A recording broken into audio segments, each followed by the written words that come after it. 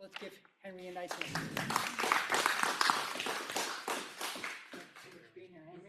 I just want to thank the Roundtable for having me. I want to thank everyone here for coming today on this dreary day. It's an honor for me to be here. We're at the Veterans Museum the day before Veterans Day. It is also the Marine Corps' 250th birthday. This is the second time this year that I've actually spoken on a service's birthday. First was back in June. I somehow spoke on the Army's birthday. Problem is, I served in the Navy. I didn't speak in October. But you know, my specialty is in Gettysburg, but I'm bringing you something a little bit different today. I tried for the license guide exam this December. I scored decently well. I want to say I was in the top 30 from what I've seen. They take the top 20. So I am proud of that score, but until next time for that one. So today I have a special thing on Captain Davis's journal, the original journal that I have right here. And it's going to tell his story and the 15th story from Wyse Forks, North Carolina to Libby Prison, Virginia. I guess this isn't working. Oh, no, you don't want to switch it over locked up.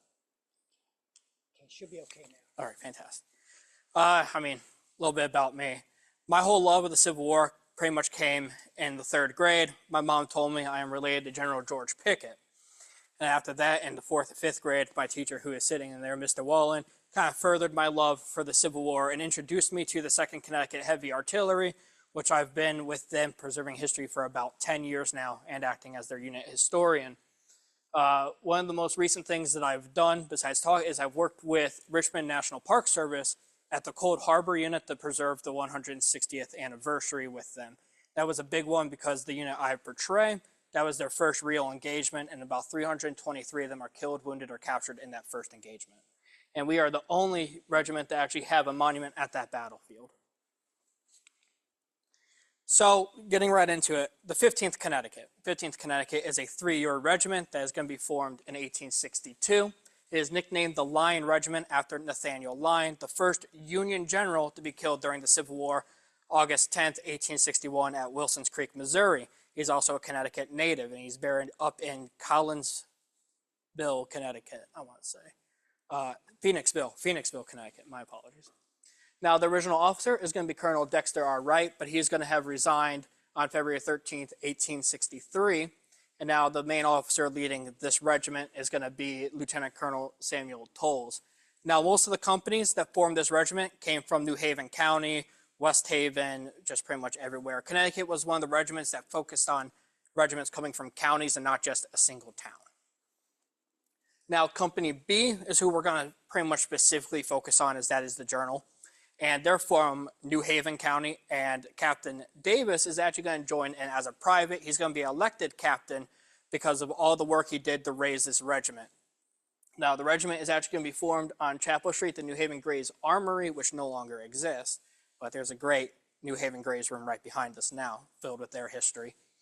Now, Davis was called to form it from the famous New Haven Grays, who were part of the 2nd Connecticut. They were a 90-day regiment that only served in 1861, and their first and only action that they really saw was First Battle of Bull Run.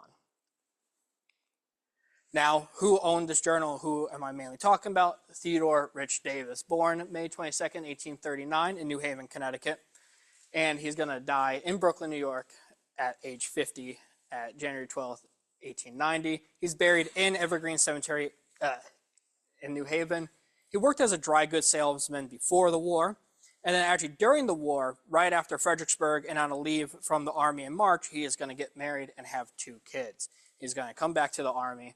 He's going to be still with the 15th, just Company B throughout his entire tenure. Afterwards, he's going to work as a carriage salesman until his time of death. Now, 15th Connecticut's first taste of battle is going to be the Battle of Fredericksburg, Virginia, December 12th through 13th, 1862. Now, they're assigned to the 9th Corps, which their badge is right here, Burnside's Corps. And now the brigade that they're in is Colonel Harlan's brigade. It is almost a pure nutmeg brigade, except the one regiment from Rhode Island. So they're held in reserve most of the battle. Only 9 are wounded from the 15th Connecticut. And Harlan's brigade takes only about 40 casualties between the 2 days. Most of their accounts actually come from premature exploded Union shells overhead of them.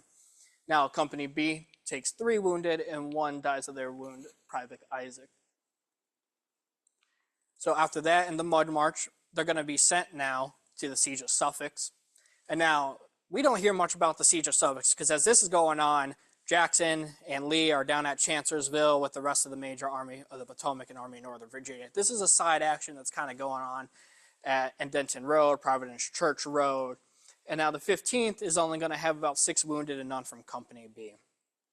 Now, after that, the Gettysburg campaign really kicks off. 15th Connecticut is not involved in the Gettysburg campaign, sad enough. They're going to be actually in the 10th Corps, I believe it is. And they're going to be with John Dix and part of his Blackberry raid. So while Lee is up in Pennsylvania, Maryland, John Dix and his task force is to try to actually threaten Richmond. And what they do is just march all the time. They picked blackberries. That's how the nickname of the Blackberry raid came along. And they're actually going to be within 12 miles of Richmond, July 4th. When they heard Lee is retreating, they just went right back to where they came from and didn't even threaten Richmond, even though this is the perfect opportunity since most of the Confederate army was away and the only people defending Richmond were militia at this point. Now, fun little fact with the 15th Connecticut on this one, there's actually reports of them catfishing down there while they're on this Blackberry raid, and they're eating catfish, cornmeal, and blackberries. Now, after the raid, they're going to go back to Portsmouth, Virginia, South Mills, North Carolina, until January of 1864. Now, in January of 1864, for New Year's Day, they're going to have actually a celebration with wheelbarrows, sack races, and greased pigs and poles. You know, very interesting parties that they're having.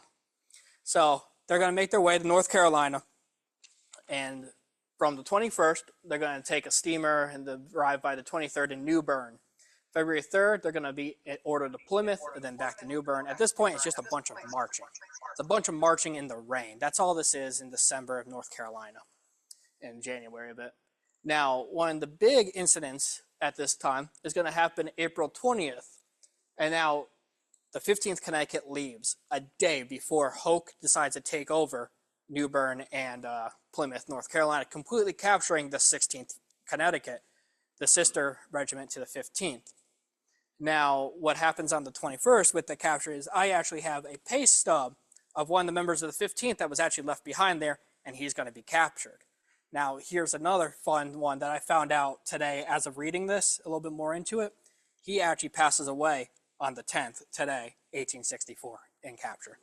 So that's a cool little piece that I found lately. April 27th, while 15th is away at Little Washington, Hoke is going to threaten them there, but he's going to leave without a fight. Eventually, the 15th Connecticut is going to make their way back to New Bern, where there is a monument for where they were stationed the entire time. They're not going to have many casualties. It's mainly going to be due to sickness. There's going to be about 70 men who get sick from yellow fever, and eventually some new recruits are going to come in and replenish the ranks of the 15th Connecticut. So February 65, they're going to try to raid Kinston, which is right where the Battle of Wyse Forks is going to happen, along the Neuse River to try to burn down the ironclad, the CSS Neuse. Now they're going to just go back to New Bern and stay in for the winter. Now here's where we actually start to get into the journal here. March 7th. Took position on Southwest Creek and line of battle. Skirmishing commenced immediately. Companies A, I, and D being redeployed. Our position was shelled for 2 hours and skirmishes kept up all night. This is the day right before they're actually going to have the big battle of Wyse Forks. Now, what I've noticed in Civil War writing is that shelling could just mean regular cannon fire at them or actual exploding shells like the piece I have right here in front of us. This is about a 6 to 12 pounder piece right here, and it is a Confederate shell. Here, I'll move so we can see it. And what is the difference between this is it is not solid. This is actually going to be filled with gunpowder and possible sometimes case shot in here, and this would be the fuse. They would set the fuse, and it would go off on top of soldiers and explode above them. And a piece of what this would have looked like is right here. This is a piece of shrapnel from a shell.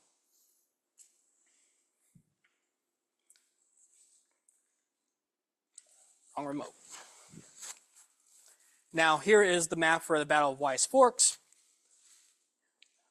Captain Davis and Company B is going to be in this 2nd Battalion here. A, I, and D, like I mentioned in that first passage, are right up here against Southwest Creek. Your Confederate lines are sitting right along the creek here. This is Jackson's Mill. This is going to come into play a little bit later into our story. Lieutenant Colonel Tolles, commander of the regiment, is going to be in Cobb Mill. And then Colonel Upham is who their brigade is. Colonel Upham was actually in the 3rd Connecticut at Bull Run. He is eventually a captain in the 8th Connecticut, which would see action at Antietam, Fredericksburg, and eventually he is promoted to brigade commander here. Now, what's happening with Colonel Upham's brigade is he is way away from the rest of the Union Army. They're positioned far up and left. This is all that is to his brigade right now is the 15th Connecticut, the 27th Mass, 17th Mass, and 12th New York Cavalry. And so this Colonel Upham right here. And fighting commenced at noon. Our regiment was attacked on flank and rear by Hoke's entire division and entirely cut off. They fought bravely for a while, leaving some 200 killed and wounded before they were captured. After our capture, Captain White and myself were paroled to care for the wounded. Send letter to wife from Kinston. So here's a nice depiction of the fight. Here is Lieutenant Colonel Tolles' headquarters. This is Cobb Mill. This is Jackson Mill. And this is the Southwest Creek. So the 15th Connecticut would have been right up here and along this river. And here is American Battlefield Trust map of the attack. Again, 15th Connecticut are right here. This is the rest of the Union Army at the time. This is the 23rd Corps, also known as Cox's Provisional Corps, or the District of Beaufort. Now, again, 15th Connecticut here. Hoke's entire division is going to come up and cut them off from the rest of the regiment. Now, other recollections by the 15th for this battle is the color Sergeant Hubbard with the old flag fluttering in the wind. The CMU would think that he was on parade and the Johnnies were sending the minis after him as fast as they could, but he escaped all right with it. In the background, if you can see, here are the original set of flags that the 15th were given. After Fredericksburg, they were given a 2nd set of flags, and both those, I believe, were actually lost at the battle. My friend and colleague Matt Valier, who is the Connecticut state flag historian, has no recollection where the 2nd set are as well. While the regiment made a good fight considering the odds against them, they were unfortunate in not receiving the credit to which they are entitled, Lieutenant Colonel Tolles. And the enemy advanced on our right, cutting our picket line in two, almost completely surrounded our troops, who were soon compelled to surrender. The only officer escaping was Lieutenant Bowman, who with a few men ran the gauntlet of fire, hot fire to make their escape, Colonel Charles Upham. Now, outcome of Wyse Forks, they're captured on the first day of almost a 3-day battle. So what's going on while the rest of the battle is happening? Captain White and Davis are left behind to care for the wounded. The rest of the enlisted men that were captured are actually going to be already on their way to Libby Prison. So they are going to arrive at Kinston and then take the rail to Goldsboro, North Carolina, and they're going to arrive at 9 p.m. that night while Davis and White stayed at Kinston. Some of the wounded will be brought to Jackson's Mill, which is right here. And some of that wounded included Lieutenant Bishop and Major Eli W. Osborne. And they mentioned that Bishop was being carried by his troops in a blanket, and then Captain Davis and Captain White are actually going to go help the troops and wanted to stay behind him anyways. Now, the outcome, again, was about 1,500 Confederates killed, wounded, or captured, and about 1,200 for the Union Army, with about half of that just coming from the 15th Connecticut alone, from their entire regiment being captured. About only 75 of the 15th Connecticut would be escaped this battle, and they would be on Provost Guard the entire rest of the war. Again, this is March of 1865. The war doesn't last much longer after this. March 9th. Nursed the wounded all night. After excitement is over, I begin to realize how terrible this fight has been. He's going to stay again with Major Osborne here. And then my escape was very narrow, a miracle, so fatal to my life. Many ball passed through my hat, skimming me for a moment. And again on March 9th, now the officers and the wounded enlisted men that were there are going to start for Goldsboro, North Carolina to meet up with the rest of the regiment. This is where as we go along the journey, we're going to have two different accounts. We're going to have the enlisted men's account, and we're going to have Davis's account. When you were sent to a prisoner of war camp, they tried to keep the officers and the enlisted men separately. So you couldn't try to do a rebellion. They gave usually the officers and the wounded men the right to take it by rail. And we're going to see later the enlisted men are going to be marching last half of their trip. So at 10 a.m., they're going to start with their wounded for Goldsboro. And they're going to arrive at 11 in the morning. And then they're going to take the major and bishop to a hospital, remaining with them for the night. Again, here is Major Eli Osborne. He is actually going to pass away from his wounds April 6, 1865. Captain Julius Bassett of Company A, he's going to be killed on the first major day of the fight, not the 7th, but the skirmish started, but on the 8th. He is from Meriden, Connecticut. I currently work in Meriden, and he is listed on the Civil War monument in the middle of town, which is pretty cool.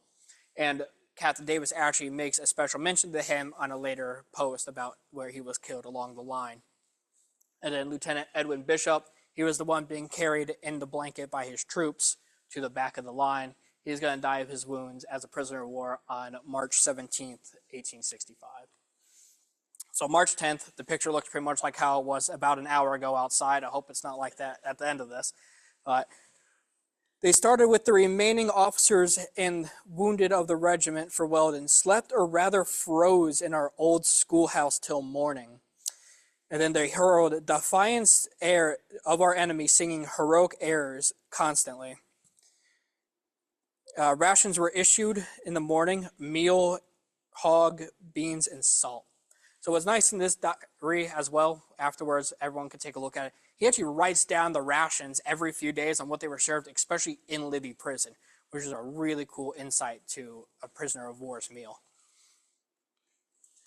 March 11th is kind of skipped over, both in that and in the regular enlisted men's account, regimental history. March 11th just apparently doesn't exist to them. But on March 12th at 4 a.m., they're off for Mason or Gaston, North Carolina, 45 miles from Weldon.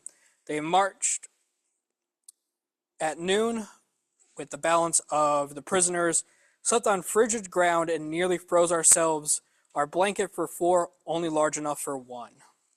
In the night, Captain White, who I mentioned before, and Lieutenant Lindsley of Company I believe, escape in the night.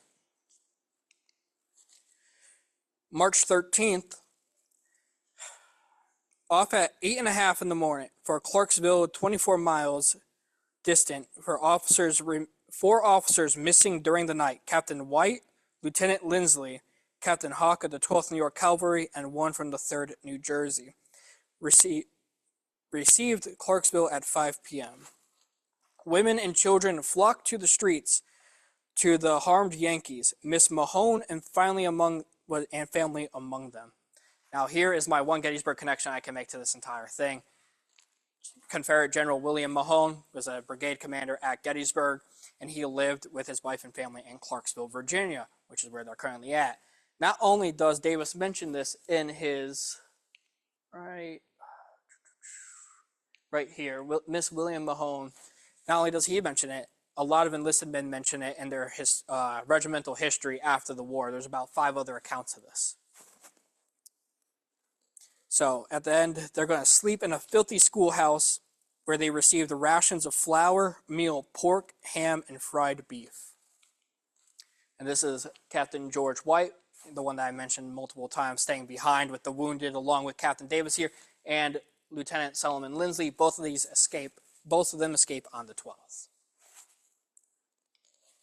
March 14th, they made camp, left Clarksville at 7:30 in the morning, marched 22 miles to the Dan River, resting for the night.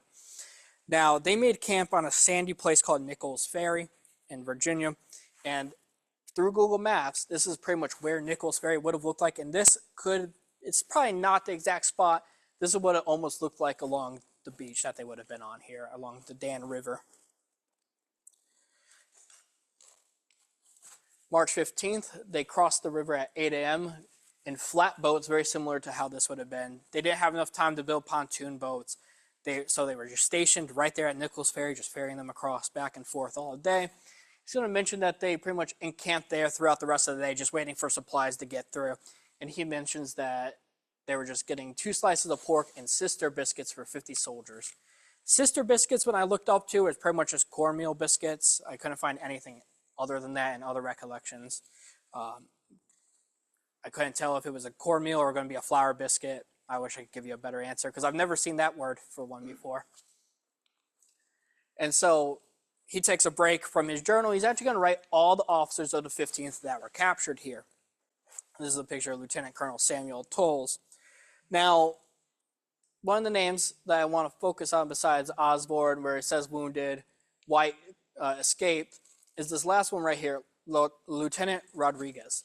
Now, Lieutenant Rodriguez, Augustus Gustav Rodriguez, is actually born in Puerto Rico, and he's going to become a firefighter after the war. Now, Lieutenant Rodriguez also is considered the first Puerto Rican soldier to serve in the United States Armed Forces. And in 2013, they were going to dedicate him here in New Haven with that. And he has a mural as well, and I don't know what street in New Haven. Yes.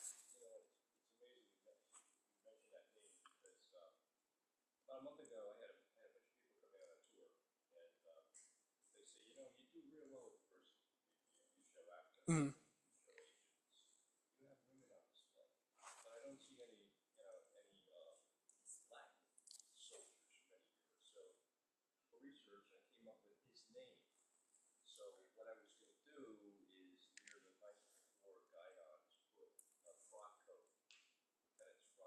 Okay.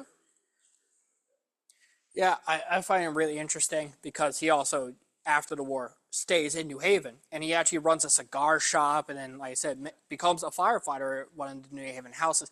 He stays and works with the community afterwards. And it's really interesting that he was actually buried at Evergreen Cemetery, but they exhumed his remains and brought him back to Puerto Rico afterwards. And I want to say that was like in the mid-1900s. Like it wasn't right after the war either. It was late the mid or early 2000s. I mean, it was a time zone where they could do it. But yeah, a lot of things I've also looked into when I was reading about him is a lot of people from Puerto Rico or from the islands actually claim that they were Spaniards when they were enlisting, but he actually writes on his enlistment paper Puerto Rico. So that also kind of suits the claim that he is the first known Puerto Rican soldier, the claim that he's a Puerto Rican soldier in the United States Armed Forces. March 16th, they're going to march in a pouring rain 10 miles to Clover Station, reach Clover Station at 6:30 p.m., drenched to the skin. Here, they heard the recapture of Lieutenant Lindsley and Captain White. Now, as you can tell, there's kind of a theme in all this. It's raining in almost every single day here. It's March. Not much they could do about that one. March 17th, they left Clover Station at 10:30 a.m. on last rail cars. Officers and sick only being allowed to ride reached Richmond at 2 a.m. March 18th. Now here is where we're going to kind of see the officers being separated and the enlisted marching almost 60 miles to come up to Richmond from here.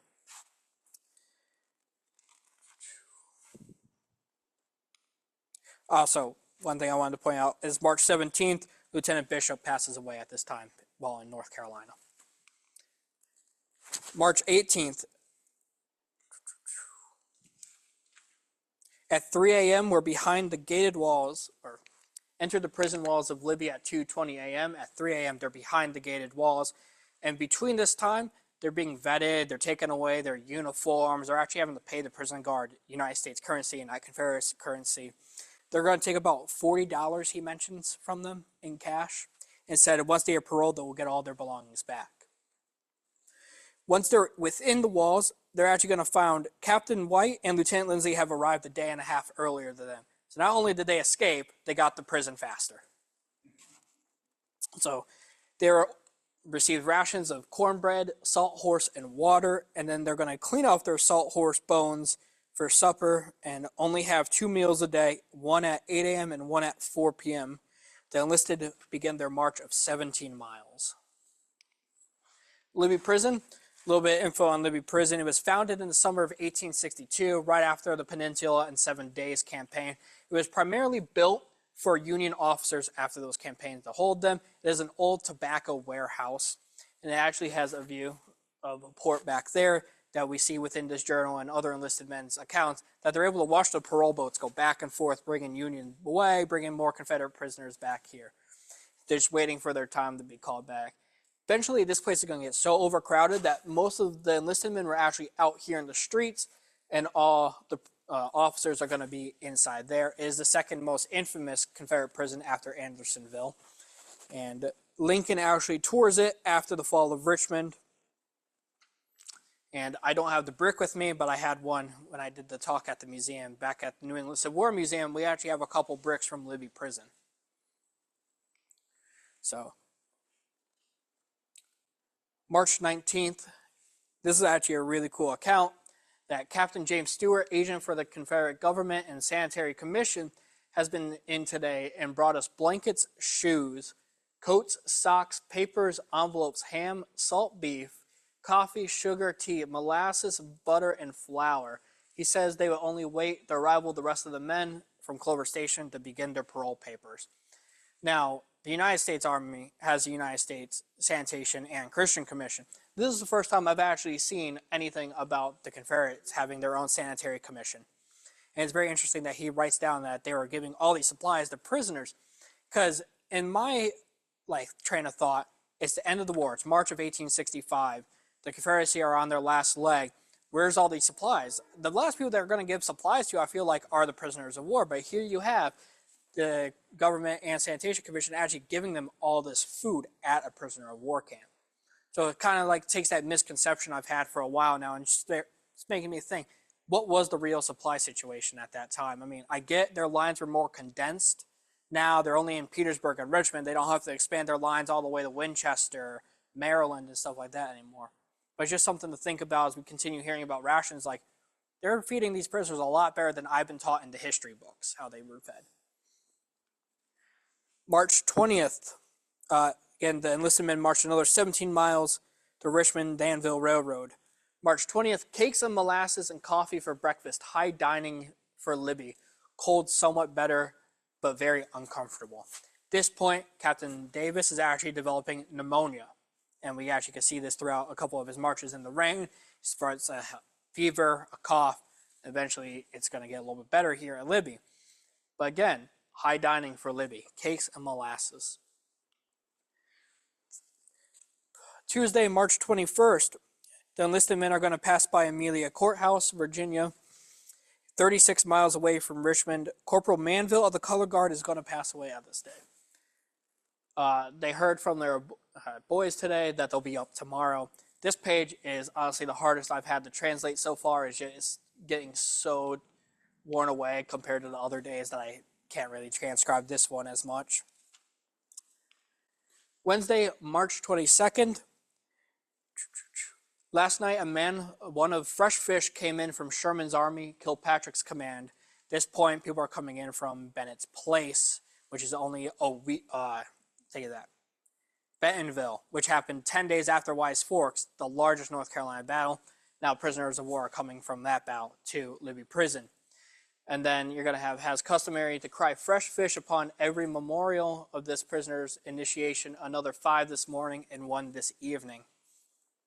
Now, when I see the term fresh fish, I think that's just a constant, modern day pop culture reference for, new people coming to prison.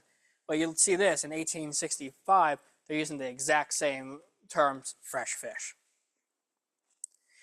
And then same day, they're going to march another 20 miles in 10 stages of 2 miles, 2 until about 6 miles from Richmond.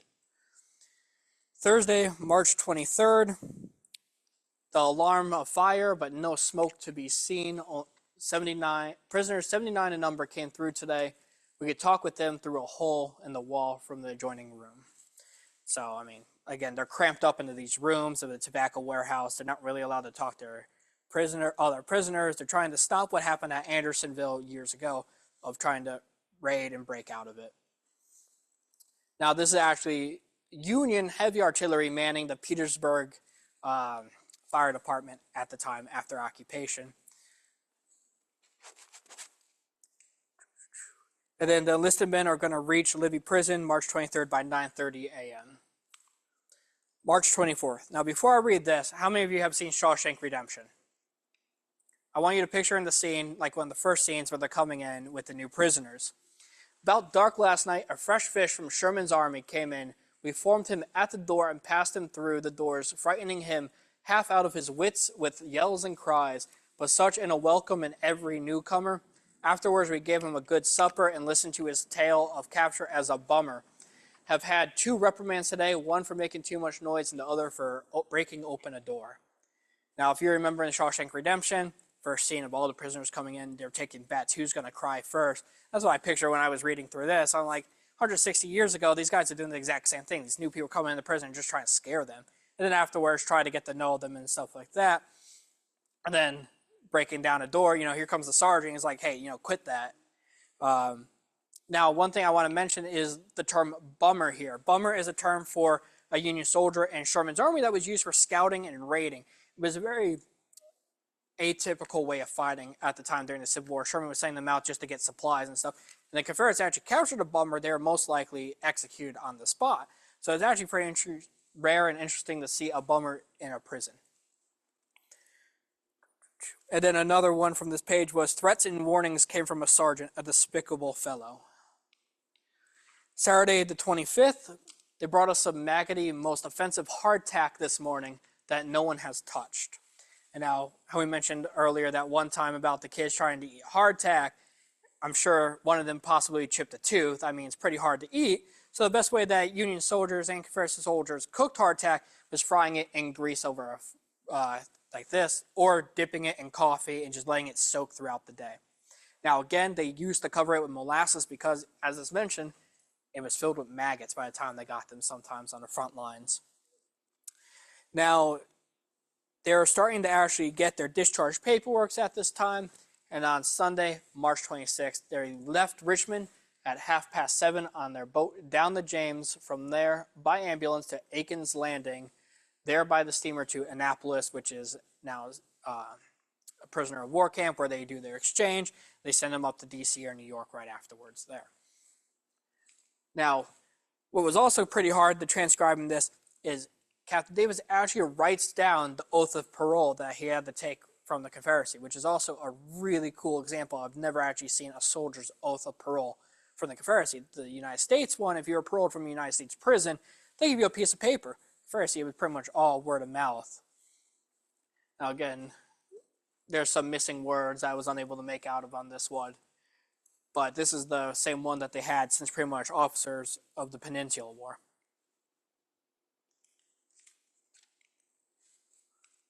Now, at the end of this, he actually lists all of his soldiers from Company B. He lists all of them safe, wounded, missing, or killed. Now, one of the first names on here for prisoner safe is his sergeant, George W. Moulton. I have George W. Moulton's Manual of Arms. So this is a cool piece to have also along with the journal from Company B.